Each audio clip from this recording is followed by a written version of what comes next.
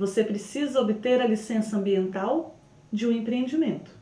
Onde o processo vai correr? Será que é no órgão ambiental do seu município? Ou do seu estado? Ou da União? E se o processo de licenciamento pode acontecer no âmbito estadual, será que a legislação de 2 estados é a mesma? Ou existe diferença no licenciamento de um estado para o outro? Uma outra pergunta: você precisa de outorga para o uso dos recursos hídricos, mas por algum motivo o licenciamento aconteceu em âmbito municipal, enquanto a autorização para o uso das águas você terá que solicitar ao seu estado. O que explica isso? Então, para a gente responder essas perguntas, o primeiro passo é entender sobre as competências ambientais. Quando nós estudamos competências, nós entendemos a quem compete legislar, a quem compete administrar tal recurso, a União, o Estado ou os municípios. Então é isso que a gente vai falar agora, sobre competências ambientais. Eu tenho certeza que você vai adorar. Vamos lá então. Nós sabemos que o moderno Estado democrático, ele funda-se na ideia da divisão de poderes proposta por Montesquieu, para quem a liberdade política só poderia existir se por um sistema de freios e contrapesos o poder limitasse a si próprio. Então é dele também essa clássica divisão de poderes em executivo, legislativo e judiciário, adotada inclusive pela totalidade das democracias ocidentais. Essa divisão em executivo, legislativo e judiciário é a chamada divisão horizontal das funções do Estado. Nós dizemos que as competências são privativas, elas são distribuídas horizontalmente, o que cabe ao executivo, ao legislativo e ao judiciário. Quanto à estratificação vertical do poder público, que nós temos as competências concorrentes, a Constituição Federal de 1988 criou uma federação em 3 níveis, reconhecendo como entes federados a União, os Estados-membros e o Distrito Federal e os municípios. Nesse caso, então, a gente chama a atenção aqui que os municípios eles foram elevados à condição de entidades políticas no Brasil, não sendo simples entes administrativos. Então, esse modelo ele possibilita a descentralização ou repartição de competências. E aí eu tenho, nesse caso, a participação de ordens jurídicas parciais, que são os entes federados, na ordem jurídica central, materializando assim a vontade nacional. Mas mesmo havendo a descentralização administrativa, note-se a existência de uma ou mais funções que devem ser tratadas com exclusividade por um dos entes federais, enquanto outras podem ser tratadas comum ou concorrentemente, diferindo apenas no modo de intervenção dos diversos níveis federativos. Dessa forma, boa parte da matéria relativa à proteção do meio ambiente pode ser tratada a um só tempo, pode ser disciplinada a um só tempo pela União, pelos Estados-membros, pelo Distrito Federal e pelos municípios, o que eu vou chamar de federalismo cooperativo, certinho? Então vamos ver, o quadro de competências desenhado pela Constituição da República, ele discrimina as atribuições conferidas a cada ente federado, que vão se desdobrar essas competências em 2 segmentos, que são as competências administrativas e as competências legislativas. As competências administrativas são aquelas relacionadas à execução de tarefas, que são chamadas também de competências materiais. Elas conferem, então, ao poder público o desempenho de atividades concretas através do seu exercício do poder de polícia. Por outro lado, as competências legislativas, elas tratam do poder outorgado a cada ente federado para a elaboração de leis e atos normativos. Então, a gente vai ter competências materiais ou competências administrativas e as competências legislativas de cada um desses entes federados: União, Estados-membros, Distrito Federal e municípios. Então, a gente vai ter que, como regra geral, que a técnica utilizada pelo Constituinte foi enumerar os poderes da União, enumerar os poderes do município, deixando os remanescentes ao Estado e ao Distrito Federal. Em outras palavras, eu tenho a relação clara do que é da União, eu tenho depois o que é do município, que em síntese é aquilo que é de âmbito local, e tudo que sobrou é do Estado, que é chamado também de competência residual, né? O que não é da União ou o que não é do município vai ser do Estado.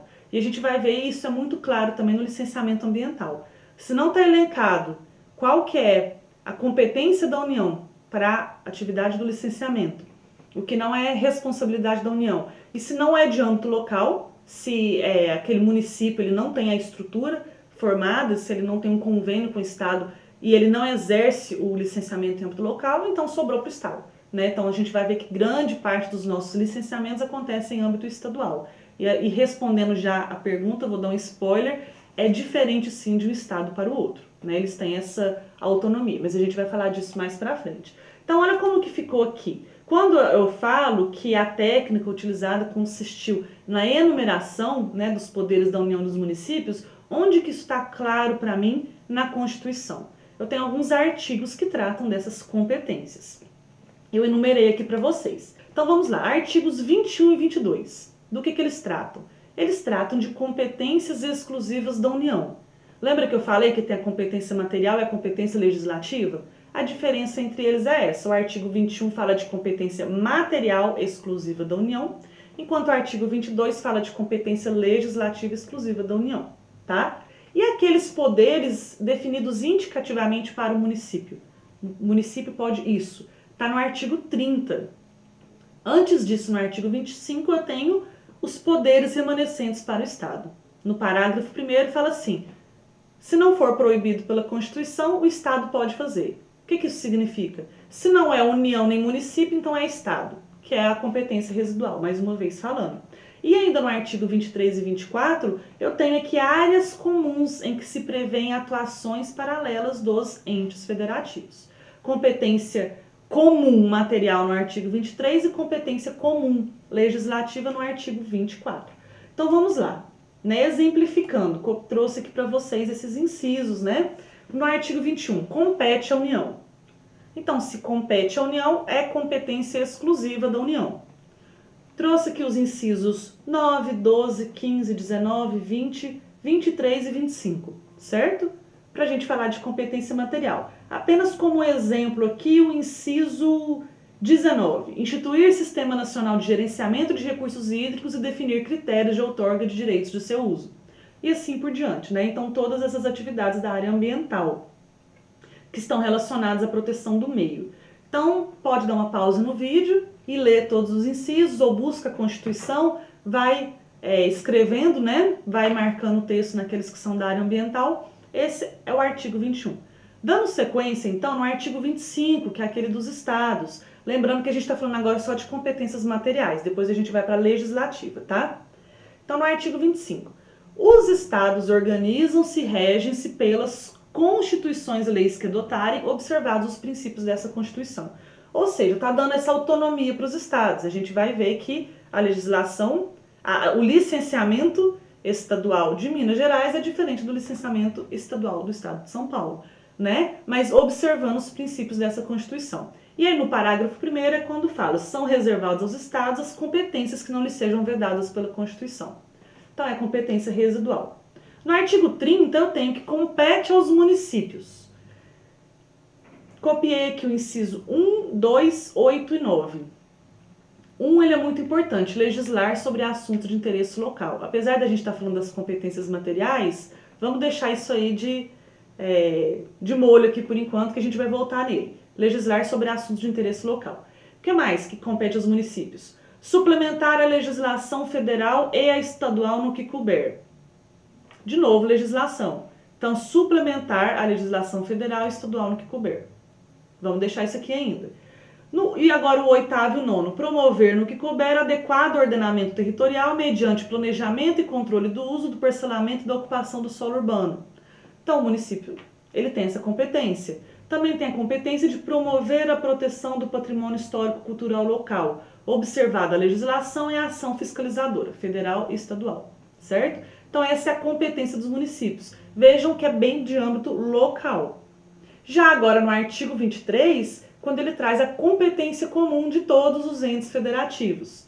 Eu trouxe aqui os incisos 2, 3, 4, 6, 7, 9 e 11 como exemplos, né?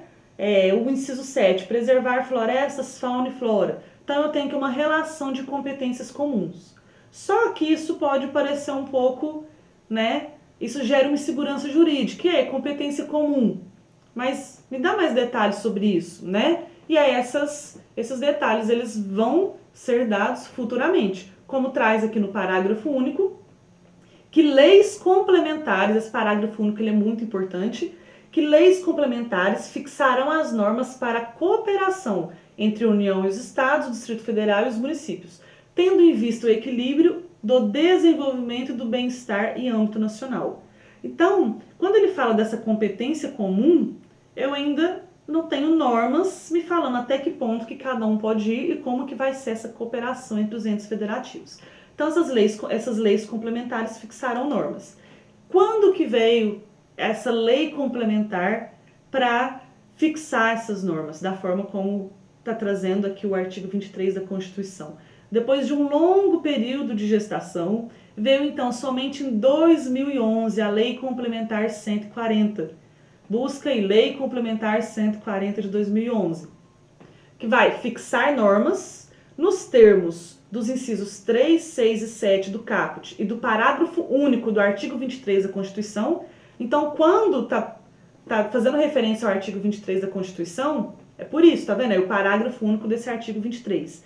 Para a cooperação entre União, Estado, Distrito Federal e municípios, nas ações administrativas decorrentes do exercício da competência comum, né, relativa à proteção do meio ambiente. Então, ações administrativas. Então, a Lei Complementar 140 de 2011, ela só trata da competência material, da competência administrativa, tá? Ela não trata da competência legislativa, não confundam.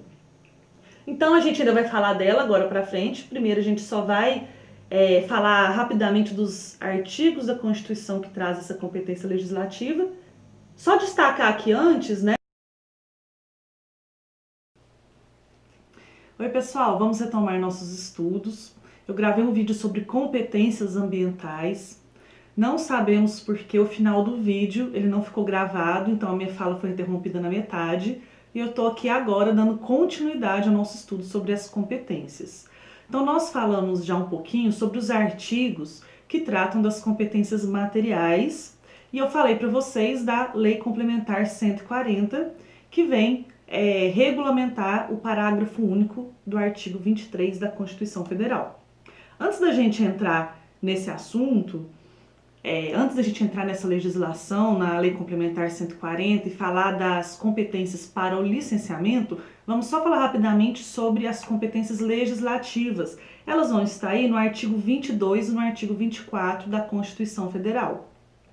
No artigo 22 eu tenho a competência privativa da União para legislar sobre, né? Tem aqui alguns exemplos que eu trouxe para vocês, como no inciso 4, as águas, no inciso 12, jazidas, minas, outros recursos minerais e metalurgia.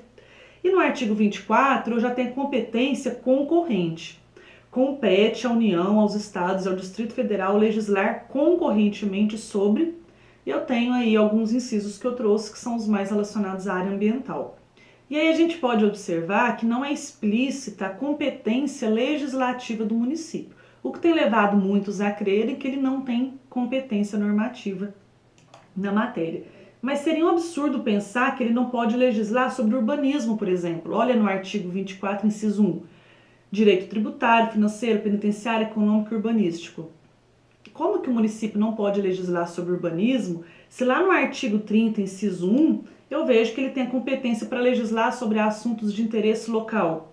E também no artigo 30, inciso 3, promover adequado ordenamento territorial. Para cumprir tal missão, há que se poder legislar sobre a matéria, né? Além disso, a Constituição conferiu aos municípios a competência para, no seu território, legislar supletivamente à União e aos Estados sob proteção do meio ambiente, que está no artigo 30, inciso 2. Então, o município, em matéria ambiental, ele exerce competência administrativa em comum com a União e os Estados, e aí ele tem a competência legislativa concorrente, ou seja, suplementar, nesse caso, tá? Então, consequentemente, suas normas elas devem conformar-se com a dos Estados e da União, não podendo ignorá-las ou dispor contrariamente a elas. E sua ação administrativa não afasta também a dos Estados e da União. competência concorrente é essencialmente não excludente, certinho? Dando sequência aqui, a gente vai falar, ainda no âmbito dessa legislação concorrente, que a competência da União limitar-se-á a estabelecer normas gerais. Vamos ler os parágrafos 1º, 2º, 3º e 4º do artigo 24, que está falando sobre essa competência para legislar concorrentemente. No parágrafo 1º fala o seguinte: no âmbito da legislação concorrente, a competência da União limitar-se-á a estabelecer normas gerais. Aí a gente vai ter que entender agora o que são essas normas gerais. A competência da União para estabelecer normas gerais não exclui a competência suplementar dos Estados. Tudo bem? Já no parágrafo 3º, inexistindo uma lei federal sobre as normas gerais, os Estados, então, exercerão essa competência legislativa plena para atender suas peculiaridades. E no parágrafo 4º, a superveniência da lei federal sobre normas gerais suspende a eficácia da lei estadual no que lhe for contrário. As normas estaduais não podem contrariar as normas federais. Então eu vou explicar para vocês o que são normas gerais. Você pode pensar que normas gerais são normas genéricas, superficiais. Não seria isso. Eu trouxe aqui, ó. As normas gerais, elas não são apenas linhas gerais, princípios ou critérios básicos a serem observados pela legislação suplementar dos estados.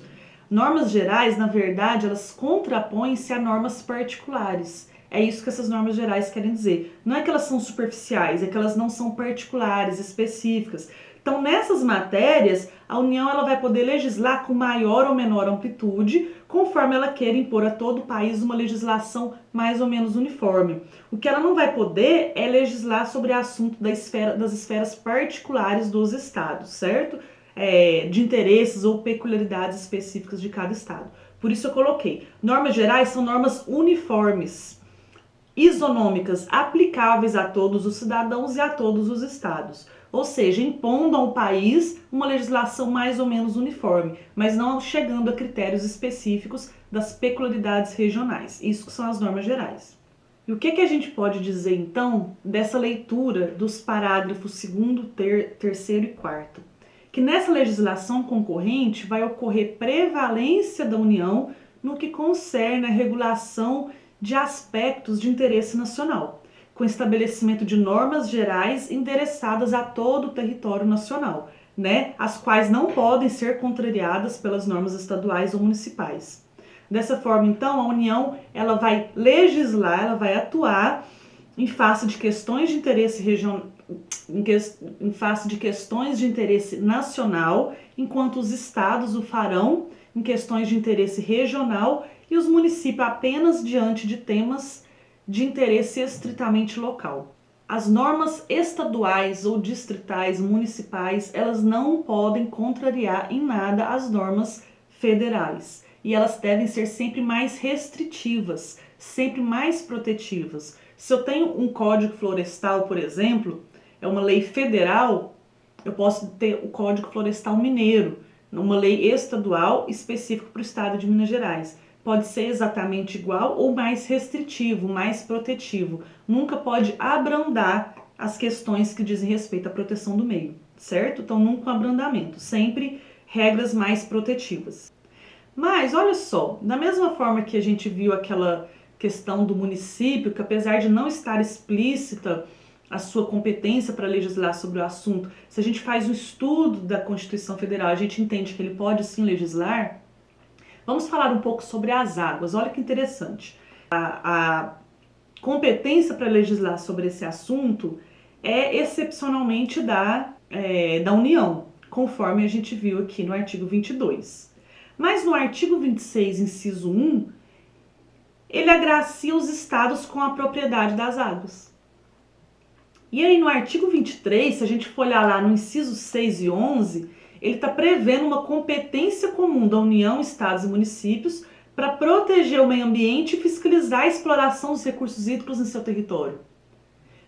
Então, logo, os estados eles vão ter sim competência para legislar sobre as suas águas, pois eles precisam regular o seu uso, pois do contrário elas ficariam abandonadas. Então, apesar de não estar, de estar no artigo 22 que a União cabe à União privativamente legislar sobre as águas, fazendo uma análise de outros artigos da Constituição, eu vejo que os estados eles têm que poder legislar sobre as águas, uma vez que as águas são propriedade dos estados e que no artigo 23 eu tenho uma competência comum para fiscalizar essa exploração dos recursos hídricos. Então os estados vão legislar sim sobre a matéria. Tudo bem? Esse é só um exemplo para vocês verem que a gente não pode pegar simplesmente um artigo e achar que está lá explícito, então é dessa forma e ponto final. Cada assunto, cada tema relacionado ao meio ambiente, eu preciso estudar como que ele está disposto em toda a Constituição para poder ter um veredito. Isso, os livros de direito ambiental vão nos auxiliar bastante. Os diversos autores já vêm discutindo esses assuntos, então eu posso pegar esses artigos, fazer uma leitura e uma análise e com certeza utilizar dos artigos que são publicados, dos livros que são publicados a esse respeito. Agora, então, que a gente falou sobre essas competências legislativas, a gente vai falar sobre a Lei Complementar 140, que, como eu já disse aqui, ela vai fixar normas para a cooperação entre a União, os estados, o Distrito Federal e os municípios nas ações administrativas, não legislativas, decorrentes do exercício da competência comum. Então, conforme o parágrafo único do artigo 23, lei complementar virá fixar normas. Então, veio a Lei Complementar 140 somente em 2011. No artigo 2º, eu tenho três definições para os fins dessa lei, e já no artigo 3º, eu destaquei aqui para vocês como objetivo fundamental da União, Estado, Distrito Federal e Município, no exercício da competência comum ao que se refere essa lei suplementar. Então, é um objetivo fundamental. Inciso 3, harmonizar as políticas e ações administrativas para evitar a sobreposição de atuação entre os entes federativos, de forma a evitar conflitos de atribuições e garantir uma atuação administrativa eficiente. Quando eu falo evitar a sobreposição de atuação, eu vou trazer aqui agora um pouquinho do licenciamento ambiental. A quem compete licenciar? A quem compete? A União, ao Estado, ao município? Eu tenho um empreendimento, onde que eu vou buscar essas informações? Em qual órgão?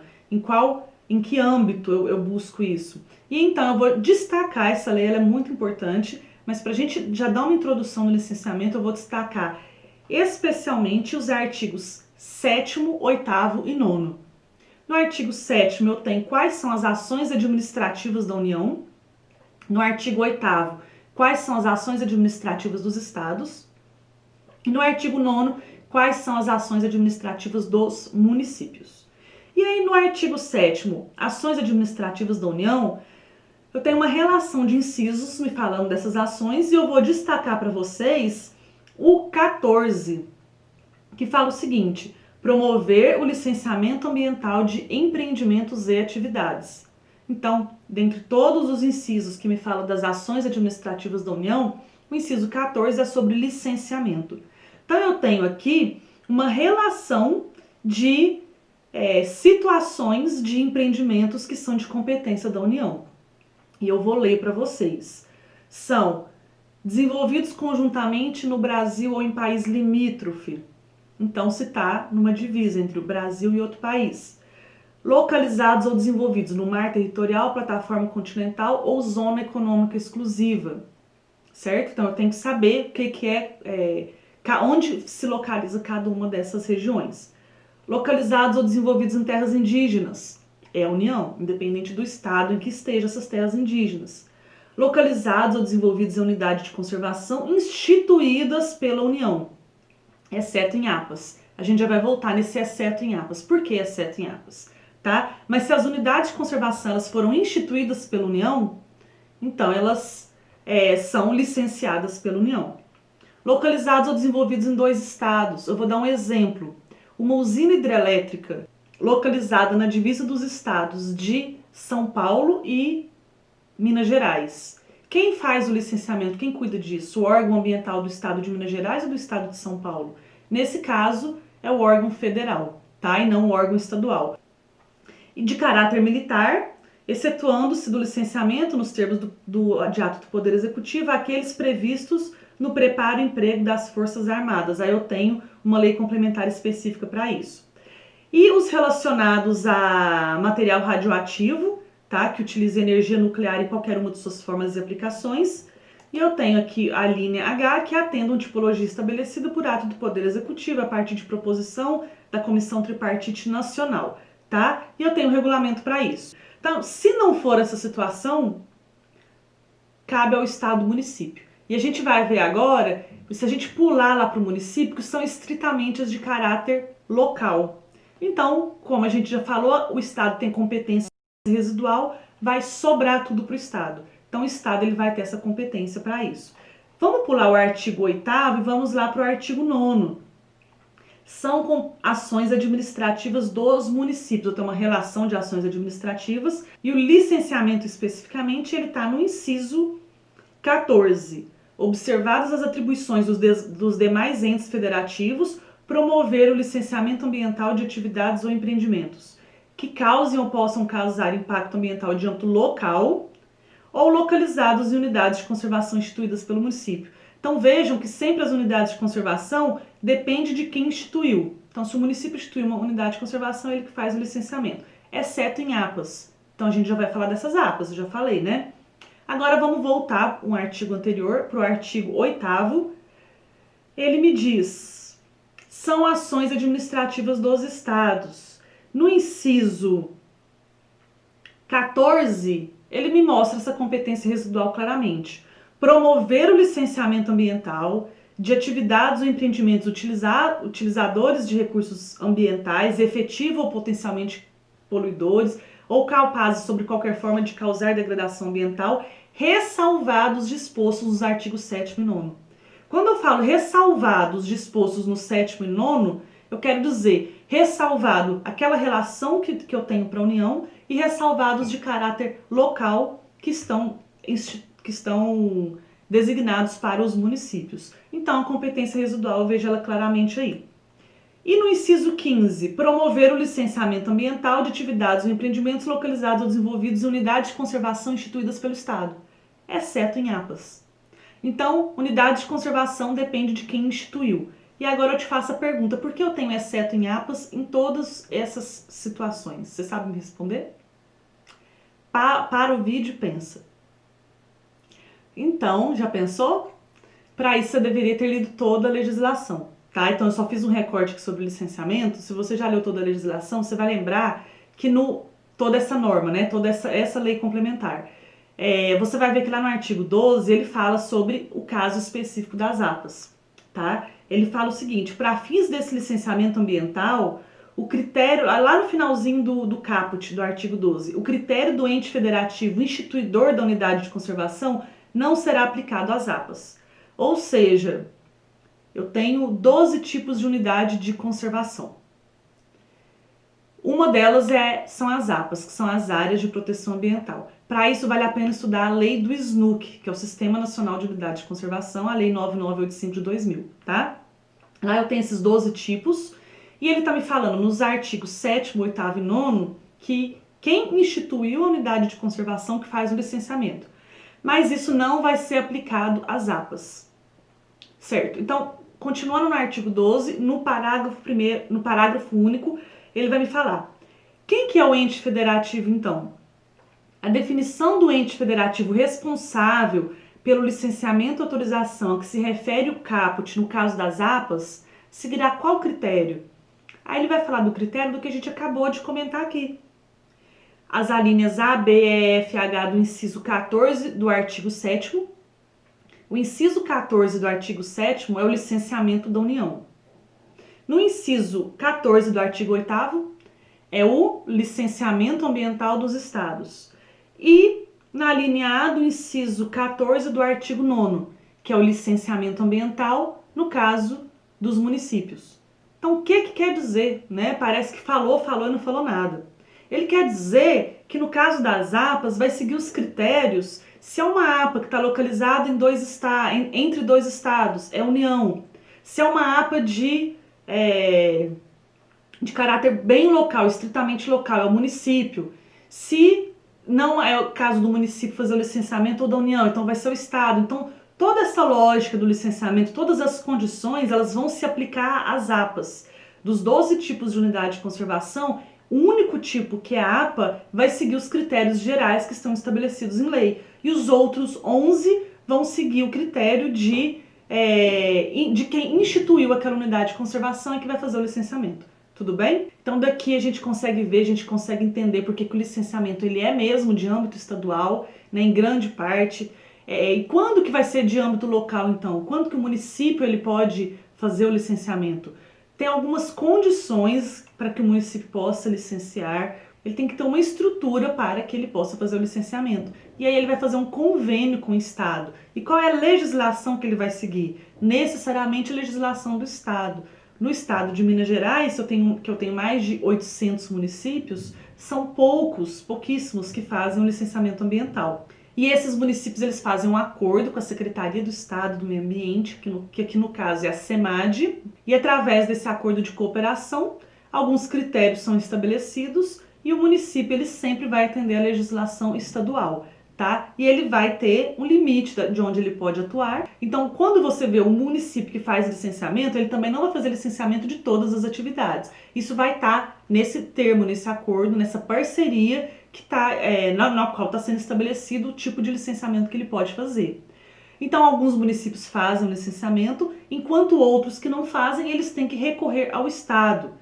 Novamente um exemplo do estado de Minas Gerais. Então, Uberaba faz licenciamento. Uma pessoa, por exemplo, que mora numa cidade vizinha a Uberaba, que não tem essa estrutura para fazer o licenciamento ambiental, onde ela vai buscar esse licenciamento? Ela vai ter que ir até lá em Belo Horizonte, ela vai buscar sempre lá na SEMAD, com sede em BH, se tiver que protocolar algum documento ou algo presencial, é lá para Belo Horizonte que ela vai? Não, tem as SUPRANs, que são as superintendências regionais. Então a SUPRAN, aqui da nossa região, ela fica na cidade de Uberlândia. Então quando a pessoa vai na SUPRAN, em Uberlândia, para fazer o licenciamento, é porque ela está fazendo um licenciamento de âmbito estadual, enquanto aqui em Uberaba mesmo eu faço o licenciamento no âmbito municipal. E como a gente falou agora mesmo que os estados eles foram agraciados com a propriedade das águas, a autorização para o uso dos recursos hídricos é de competência estadual, enquanto o município, no caso de Uberaba,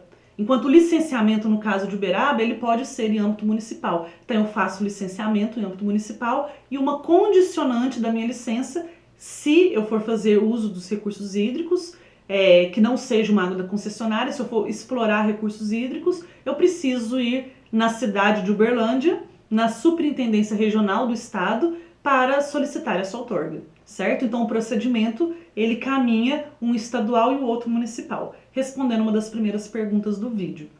Então tudo tem a ver com competências, a quem compete.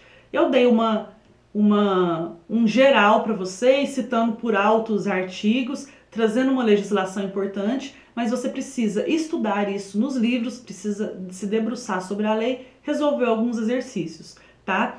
A gente termina o vídeo por aqui. Bons estudos para você!